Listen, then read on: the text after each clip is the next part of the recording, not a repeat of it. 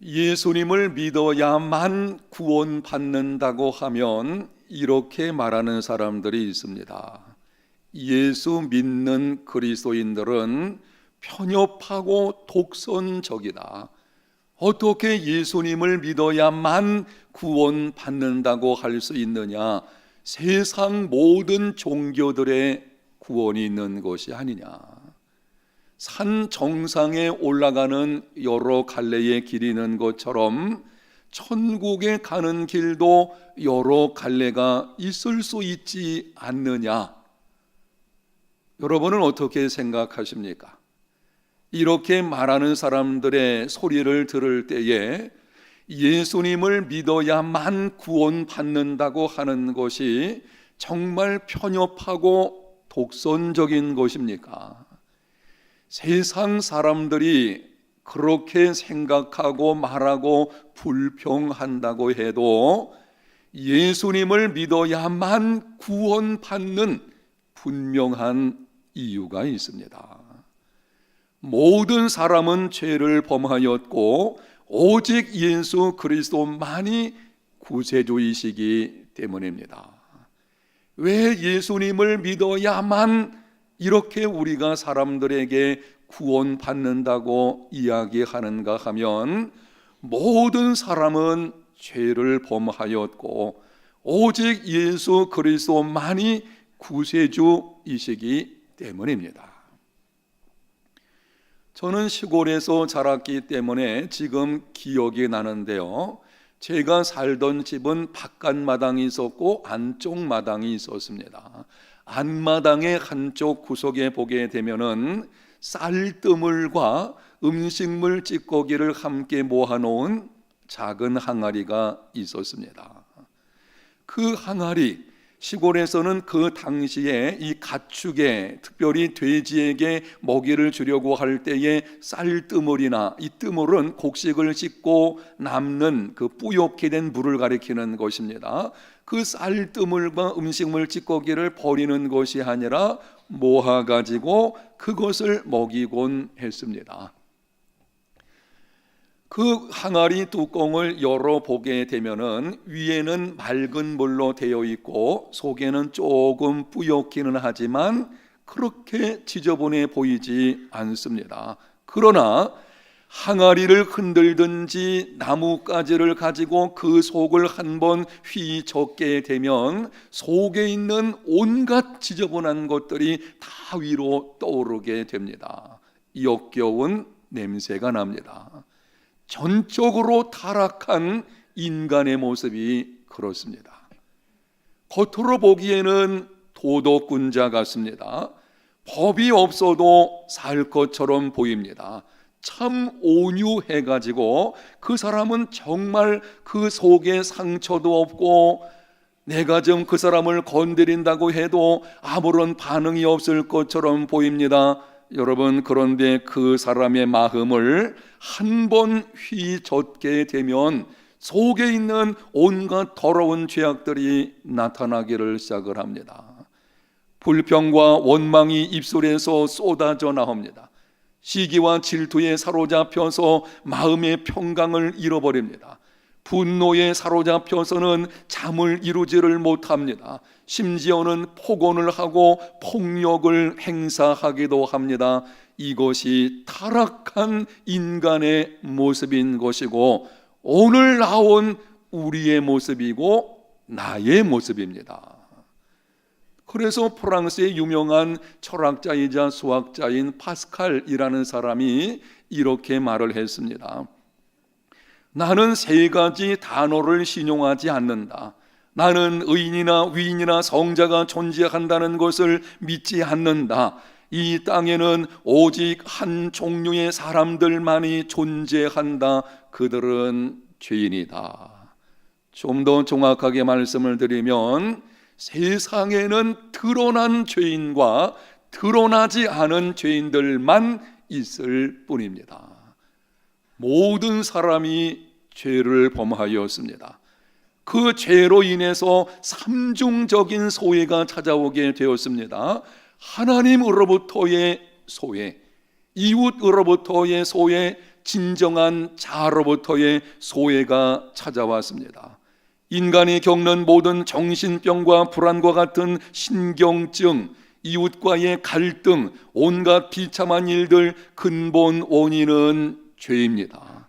그렇게 죄로 인해서 비참하게 살다가 마침내는 죽음에 이르게 되고 죽음 후에는 하나님의 심판을 받아 지옥에서 영원한 형벌을 받게 됩니다. 이것이 죄 아래 있는 인간의 모습입니다. 여러분, 어떻게 하면 죄 사함을 받고 죄로 인한 비참에서 해방될 수 있겠습니까? 죄의 문제를 해결하고 내 속에 있는 그 죄의 문제를 해결하고 영적 풍성한 삶을 살려고 하면 어떻게 해야 되겠습니까? 방법은 두 가지뿐인데요. 하나는 내심과 노력으로 해결하든지, 그렇지 않으면 다른 한 가지는 다른 누군가가 내 죄를 대신 담당해 주어야 합니다. 우리 속에 있는 죄가 있고요, 그 죄가 우리로 하여금 온갖 비참한 삶의 모습을 가져오게 만든 것입니다. 그 죄의 문제, 그리고 그 비참을 해결할 수 있는 방법은 내가 힘써 노력함으로 해결하든지, 아니면 내 힘으로 안 되면 다른 누군가가 내 죄와 죄의 비참을 대신 담당하든지 둘 중에 하나인 것입니다.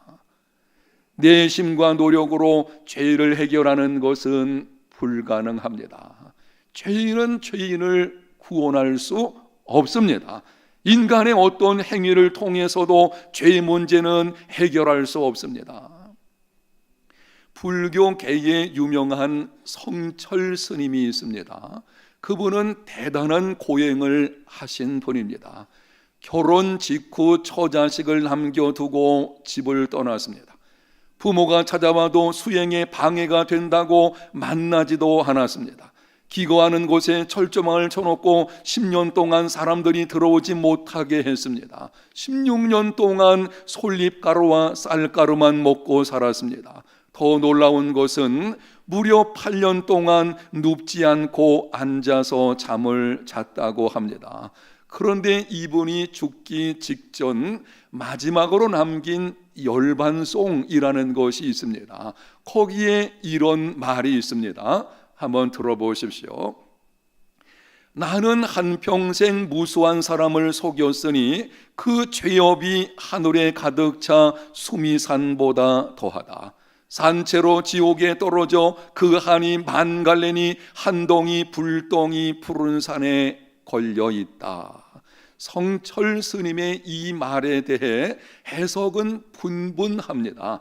그 의미가 이런 것이다 저런 것이다 사람들마다 각자 해석을 하게 되는 것을 보게 됩니다. 저는 개인적인 측면에서는 참 대단한 분이시다. 참된 수행은 내가 누군지를 발견해야 되는 것입니다. 그런데 그 오랜 세월 수행을 통해서 자기가 얼마나 큰 죄인인지, 그래서 한없이 겸손한 모습으로 내려갔다는 것, 이거는 정말 칭찬할 만한 대단한 일이 될 것입니다. 하여튼 이 성철 스님에 관한 말에 관해서 이런저런 해석들이 있는데요, 한 가지 분명한 사실은 어떤 수행을 통해서도 죄의 문제는 해결할 수 없다는 것입니다. 그렇게 오랫동안 철저하게 수행한 사람의 입에서 나온 말을 다시 들어보십시오. 나는 한평생 무수한 사람을 속였으니 그 죄업이 하늘에 가득 차 수미산보다 더하다. 다른 사람이 그렇게 말했으면 뭘 얼마나 수행을 했다고. 그런데 그와 같이 엄청난 수행을 하고 난 이후의 고백은 나는 죄인이라고 하는, 죄의 문제는 수행을 통해서 해결되는 것이 아닙니다. 죄는 인간의 어떤 수행이나 선행이나 종교 행위를 통해 해결되지 않습니다. 여러분이 한번 수행이나 선행이나 종교 행위를 통해서 죄 문제 해결하려고 애를 써 보십시오. 어떤 결과가 찾아오는가 하면 둘 중에 하나인데요, 교만한 사람이 되어가지고 더 큰 죄로 나가든지, 다른 사람 정죄하죠. 나는 이런 사람인데 너는 왜 그렇지 못하냐 라는 방향으로 나가는 이 교만의 심각한 죄 쪽으로 흘러가든지, 아니면은 벽에 부딪히게 됩니다. 내가 누구인가를 알게 되는 것이고, 그것을 통해서 여전히 내 속에 남아있는 그 죄에 대한 벽에 부딪히게 될 것입니다. 무슨 말씀인가요? 인간의 어떤 노력이나 선행이나 수행이나 종교적인 행위를 통해서도 죄의 문제는 해결되지 않습니다. 여러분, 그렇다면 인간의 노력을 통해서 죄가 해결될 수 없다면 죄를 해결하고 구원받을 수 있는 길은 한 가지뿐입니다. 앞에서 두 가지를 말씀을 드린 것 기억을 해 보십시오. 내가 스스로 노력해서 해결해내든지, 아니면 다른 사람이 나를 대신해서 죄의 짐을 짐으로 해결해 주든지, 그런데 전자, 내 힘으로는 안 되는 것입니다. 그런 방법은 한 가지입니다. 누군가가 나의 죄와 죄의 짐을 대신 짐으로 해결받을 수 있는 것입니다. 그런데 우리 죄를 대신 담당할 구세주가 되려면 적어도 세 가지 조건이 충족되어야 합니다. 나의 죄와 죄의 비참을 대신 담당할 사람, 바로 그분이 구세주가 되려고 한다면 세 가지 조건이 충족되어야 되는데요, 첫째는 세상 밖 하늘에서 와야 합니다. 세상의 모든 사람들이 죄인입니다. 그렇다면 세상에는 구세주가 있을 수가 없습니다. 세상 밖에서, 바로 하늘에서 온 자여야 됩니다. 두 번째는 무죄한 자여야 합니다. 원죄도 없고 자범죄도 없는 자이어야 합니다. 죄인은 죄인을 구원할 수 없습니다. 자기 죄의 문제도 해결하지 못하는 사람이 어떻게 다른 사람의 죄의 문제를 해결할 수 있겠습니까? 우리의 구세주는 죄가 없으신, 원죄도 없고 자범죄도 없으신 바로 그분만이 자격이 될 수가 있는 것입니다. 세 번째는 죄의 삭신 사망을 치르기 위해 반드시 죽어야 합니다. 죄의 삭은 사망입니다. 내가 죄로 인해서 당해야 되는 그 죄값을 대신 치르는 자, 그분만이 바로 우리의 구세주가 될 수가 있는 것입니다. 여러분, 인류 역사 속에서 이 세 가지 조건을 충족시킨 분이 한 분 계시는데요, 꼭 한 분 계시는데 그분은 바로 예수 그리스도이십니다. 예수님은 본래 성자 하나님이시기 때문에 하늘에 계신 분이셨습니다. 그분은 무지하신 분이십니다. 동정녀의 몸에서 탄생하심으로 원죄도 없으신 분이십니다. 그분은 죄의 삭신 사망을 대신 치르기 위해 자신을 십자가 죽음에 내어주셨습니다. 그러므로 예수 그리스도만이 구세주이십니다. 여기서 여러분이 한 가지 조금 생각하면은 질문하실 수가 있을 것입니다. 세상 밖 하늘에서 온 자이며 무죄한 분이라면 하나님밖에 없는데, 그러면은 예수가 하나님의 아들, 성자 하나님이라는 것이냐? 정말 예수가 하나님이라면, 성자 하나님이라면 그 증거가 무엇이냐? 이렇게 여러분이 한 번쯤은 물을 수 있을 것입니다. 그 증거 중에 하나가 오늘 본문에 기록이 되어져 있습니다. 오늘 본문 요한복음은 사도 요한이 기록한 것입니다. 사도 요한은 예수님의 12 제자들 가운데 한 사람입니다. 약 3년 동안 예수님과 함께 먹고 마시고 잠을 자면서 예수께서 누구신지 지근거리에서 보았습니다. 예수님의 가르침을 들었습니다. 예수님이 행하시는 이적과 기사들을 보았습니다. 예수님의 능력을 힘입어서 병든 자를 고치고 귀신을 쫓아내는 일을 행하기까지도 했습니다. 예수님의 십자가 곁에서 그분이 죽어가는 것까지 지켜보았습니다. 예수님이 부활하신 후에 빈 무덤에 12 제자 가운데 첫 번째로 달려가서 본 사람이었습니다. 부활하신 예수님을 만났습니다. 예수님이 승천하실 때에 그 자리에 있었습니다. 이렇게 모든 것을 충분히 보고 듣고 경험한 후에 오늘 본문에 이렇게 기록을 합니다. 태초에 말씀이 계시니라. 이 말씀이 하나님과 함께 계셨으니 이 말씀은 곧 하나님이시니라. 그가 태초에 하나님과 함께 계셨고 만물이 그로 말미암아 지은 바 되었으니 지은 것이 하나도 그가 없이는 된 것이 없느니라. 여기 말씀이라는 말이 나오는데요, 예수 그리스도를 가리키는 것입니다. 당시 철학적인 용어 로고스라는 것과 관련되어 있는데 이 설명은 다 드릴 수가 없을 것입니다. 하여튼 여기 말씀은 예수 그리스도를 가리키는 것입니다. 그리고 예수 그리스도와 관련해서 3가지를 기록을 하고 있습니다. 이 말씀은 하나님이시다. 그가 태초에 하나님과 함께 계셨다. 만물이 그로 말미암아 지은 바 되었다. 무슨 말씀입니까?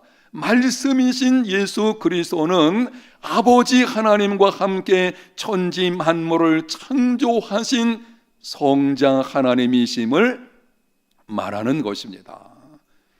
예수 그리스도를 만난 사람, 인격적으로 그분을 만나고 그분과 함께하는 삶을 살아간 사람들의 공통적인 특징 중에 하나는 예수 그분은 하나님의 아들이시고 성자 하나님이시라는 고백을 하게 되는 것입니다. 바로 예수님 만난 사람들이 예수께서 성자 하나님이심을 증거합니다. 한 번은 예수님께서 가버나움이라는 곳에서 계실 때였습니다. 그 동네에 중풍병자 한 사람을 친구들이 침상째 메고 예수님을 찾아왔습니다. 사람들이 너무나 많이 몰려 있어서 예수님이 계시는 집 안으로 들어갈 수가 없었습니다. 그래서 침상을 메고 지붕으로 올라갔습니다. 지붕을 뜯어내고는 침상을 달아서 예수님이 계신 그 앞으로 내렸습니다. 그들의 믿음을 보시고 예수님께서 병자에게 이렇게 말씀을 하셨습니다. 작은 자야, 내 죄 사함을 받았느니라. 아주 놀라운 말씀이에요. 우리가 얼핏 듣기에는 그렇게 말씀하실 수 있지. 아닙니다. 그 당시 이렇게 말씀한다는 것은 아주 기막힌 것인데요, 이 말을 들었던 거기에 서기관들과 바리새인들이 수군거리기를 시작을 했습니다. 왜냐하면 이 말은 함부로 할 수 있는 말이 아니었기 때문인 것입니다. 여러분이 한번 생각해 보십시오. 사람이 자신에게 저질러진 잘못을 용서하는 것은 누구나 이해할 수가 있습니다.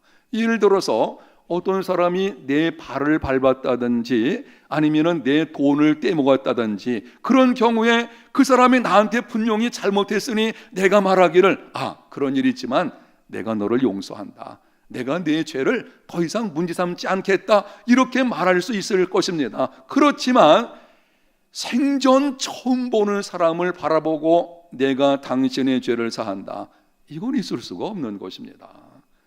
여러분이 실험해 보십시오. 예배 끝나고 집에 가시면서 지나가는 어떤 사람 딱 붙들고 내가 당신의 죄를 사하노라, 어떤 일이 벌어지겠습니까?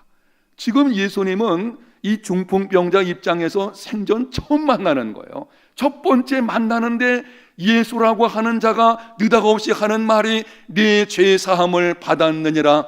이 말은 하나님 위에는 말할 수가 없는 것입니다. 모든 죄는 하나님께 범하는 것이기 때문에 하나님 그분은 그렇게 말씀할 수 있습니다. 그러나 어느 누구도 처음 만나는 사람에게 이렇게 말할 수는 없을 것입니다. 바로 예수님께서는 이 사건을 통해서 자신이 죄를 사하는 권세를 가지신 하나님의 아들이신 것을 보여주시는 것이고, 그리고 그 환자를 말씀으로 고쳐주심으로 자신이 성자 하나님이심을 증명하셨습니다. 성경에 보게 되면은 예수님께서 죽은 자를 살리신 사건이 3번 기록이 되어져 있는데요, 죽은 나사로 살린 사건이 있고, 나인성 과부의 아들을 살리신 사건이 있고, 12살 난 회당장 야이로의 딸을 살리신 사건이 기록이 되어져 있습니다. 성경 다른 곳을 보게 되면 신앙의 위인들도 죽은 자를 살린 사건들이 있습니다. 그러나 예수님이 죽은 자를 살리신 사건과 신앙 위인들이 죽은 자를 살리신 사건에는 엄청난 차이점이 있습니다. 신앙 위인들이 죽은 자를 살릴 때에는 붙들고 기도했어요. 하나님, 이 사람을 살려 주시옵소서. 그렇게 간절히 기도하는 중에 하나님의 응답으로 말미암아 죽은 가운데서 살아난 적이 있습니다. 예수님은 기도하신 것이 아니었습니다. 죽은 자를 향해서 명령하셨습니다. 소녀야, 내가 말하노니 일어나라. 청년아, 일어나라. 나사로야, 나오너라. 그리고 예수님께서 명령하시니 그 말씀대로 죽은 자가 살아나게 된 것을 보게 됩니다. 죽은 자를 향해서 명령하신다, 이 말은 생사화복을 주관하시는 하나님 위에는 그렇게 할 수가 없는 것입니다. 여러분, 어떻게 죽은 자를 향해서 일어나라고 말할 수가 있겠습니까? 바로 그것은 그 사건 속에서 예수께서 자신이 하나님의 아들, 성자 하나님이심을 보여주시는 것입니다. 예수 그리스도, 그분은 하나님의 아들이시며 성자 하나님이십니다. 여러분, 그런데 그 성자 하나님께서 인간의 몸을 입고 이 땅에 오셨습니다. 그리고 우리의 죄값을 대신 치르기 위해 자신을 십자가 죽음에 내어 주셨습니다.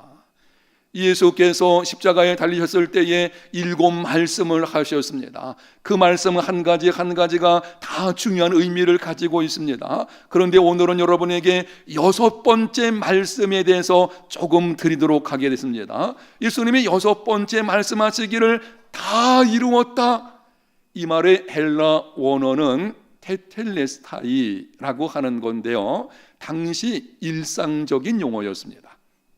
여러 상황 속에서 이 말을 사용을 했는데요, 특별히 상거래에서 사용되었던 말입니다.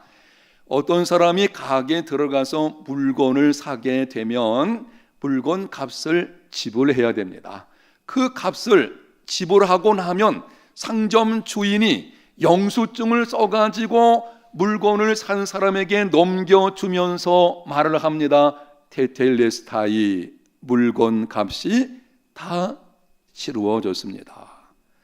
바로 예수님께서는 십자가에서 우리의 모든 죄값을 다 치르신 것입니다.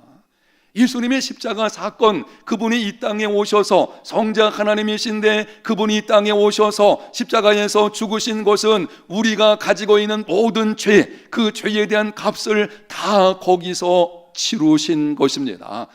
예수님이 십자가에서 모든 죄값을 치르셨기 때문에 우리는 더 이상 치를 것이 없습니다. 우리가 할 일은 그분이 십자가상에서 이루어 놓으신 그 구원을 믿음으로 하나님의 선물로 받아들이기만 하면 되는 것입니다. 오래전의 일이었었는데요, 월요일 날이었습니다. 월요일은 교육자들이 쉬는 날이기 때문에 제가 아내와 함께 음식을 좀 잘한다는, 싸고 아주 풍성하게 나오는, 그런데 맛있는 어떤 집이 있다고 소문이 들려가지고 그 집에 한번 가서 식사를 하게 되었습니다. 정말 괜찮더라고요. 어느 식당이냐는 말씀 안 드리겠어요. 왜냐면 괜히 식당 홍보하는 것 같으니까. 음식을 맛있게 먹고 나와서 지갑을 꺼내가지고 값을 지불하려고 하는데 식당 주인이 말을 합니다. 어떤 분이 음식값을 다 내고 갔습니다.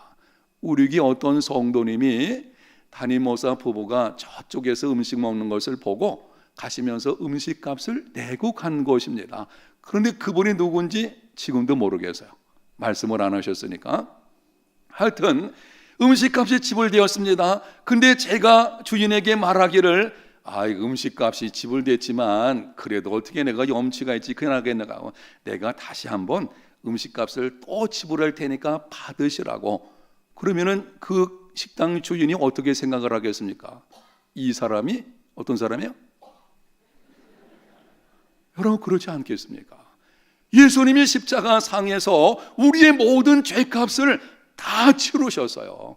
우리는 죄를 해결할 수 있는 방법도 사실은 능력도 알지 못하는, 가지고 있지 못한 존재였습니다. 그냥 죄로 인해서 비참 가운데 살다가 영원한 심판바다에 마땅한 우리들인 것입니다. 그런데 우리를 긍휼히 여기심으로 성자 하나님께서 이 땅에 오셔서 우리가 당해야 되는 죄의 값, 사망을 십자가에서 다 담당하심으로 우리의 죄값을 그분이 다 치르시고 구원을 이루어 놓으신 것입니다. 우리는 더 이상 치를 것이 없습니다. 우리가 구원받는 길은 그분이 십자가상에서 이루어 놓으신 그 구원을 믿음으로 하나님의 선물로 받아들이기만 하면 되는 것입니다. 종교 행위를 통해서 구원을 따먹으려고 하지 마십시오. 아니에요. 예수님 그분이 다 이루어 놓으신 것입니다. 그래서 성경 에베소서 2장 8절에 이렇게 기록을 합니다.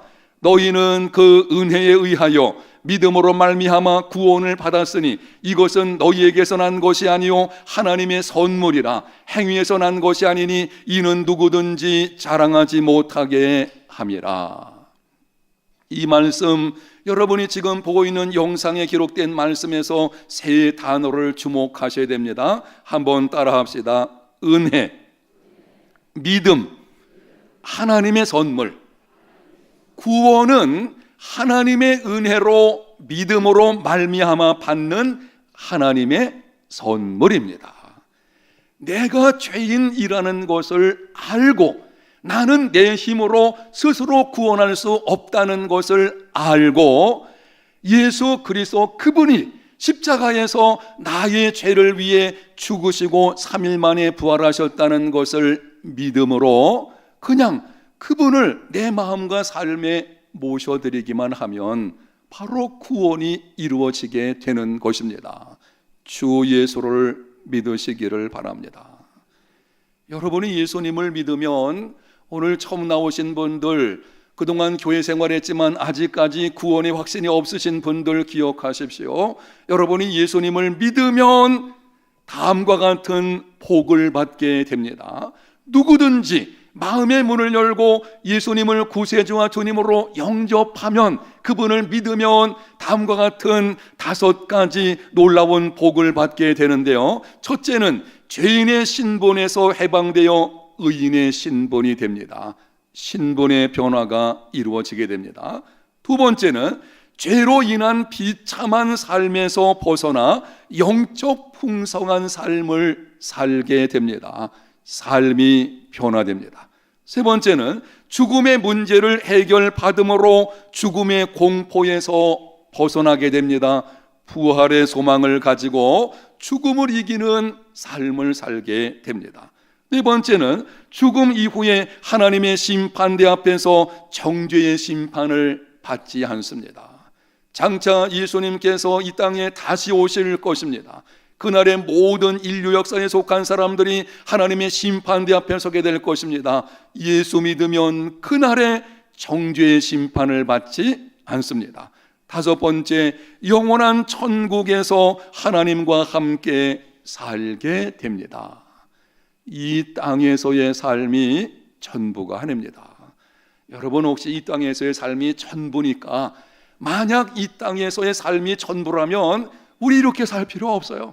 마음껏 살아 상관없겠죠. 뭐 내가 하고 싶은 거 하고 뭐 죄도 상관없고 그렇지 않겠습니까? 우리가 이렇게 살아서는 안 된다는 의식이 우리 속에 있다는 것은 이 땅에서의 삶이 전부가 아님을 보여주는 것입니다. 우리에게는 장차 들어갈 나라가 있습니다. 그 나라는 둘 중에 하나입니다. 천국이든지 지옥이든지.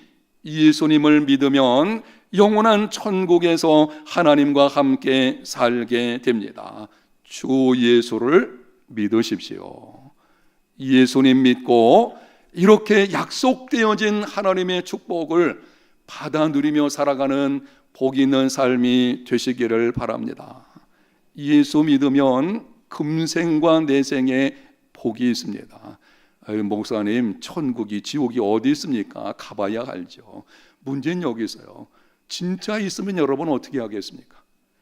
그래서 한편 저는 이런 생각이 있어요. 예수 믿으면 손해볼 거 없다. 왜? 천국 있으면 천국 들어가는 것이고, 뭐 없다고 해도 예수 믿는 가운데 이 땅에서 또 바르게 살면 좋고, 없다고 해도지 없는 것이 아닙니다. 천국과 지옥은 믿든지 안 믿든지 있습니다. 영원한 그 나라가 있거든요.